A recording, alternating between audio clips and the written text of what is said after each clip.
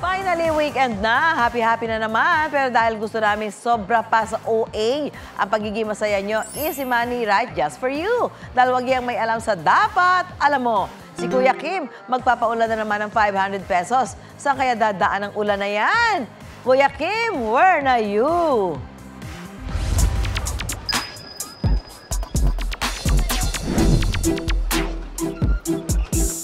Nandito po tayo ngayon sa dry goods section ng Paco Market dahil wagi ang may alam.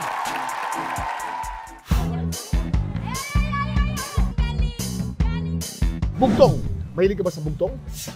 Bugtong-bugtong, isang prinsesa nakaupo sa tasa. Ano yon?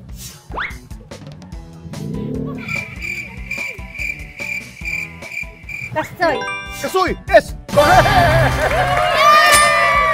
Ikaw muna. Ano pangalan, sir? Tuto. Tuto! Sino pangalan sa'yo? Mama ko. Bakit Tuto ang pangalan mo? Mabait ako eh. Ano kinalaman ng Tuto sa mabait? Good boy po kasi ako, Kuya Kim. Tuto, mabait, good boy. Ano kinalaman nun? Pahingi naman ako niya. Ano ang hinihingi ni Narda kay Ding para magbagong anyo at maging Darna? Bato! Bato is correct! Lalayo sa bato, okay? Okay po!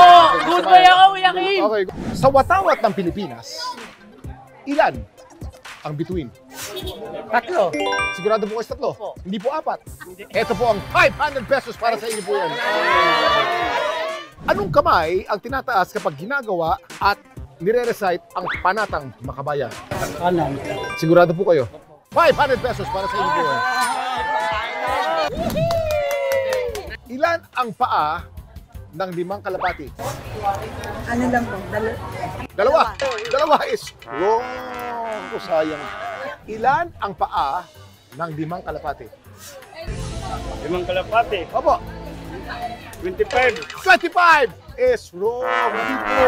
Ilan ang paa ng 5 kalapati? 10 po. Sigurado kayo 10.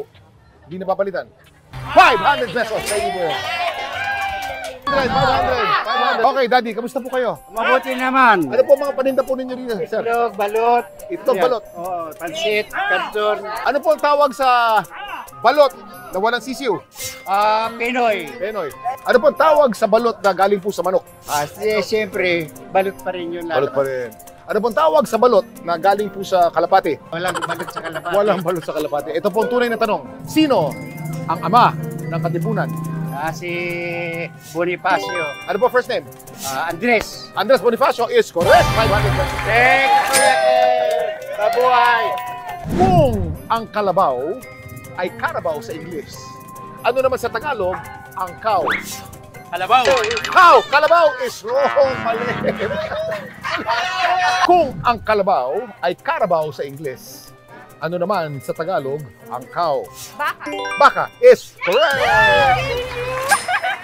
Ano ang pangalan ng kasintahan ni Ibarra?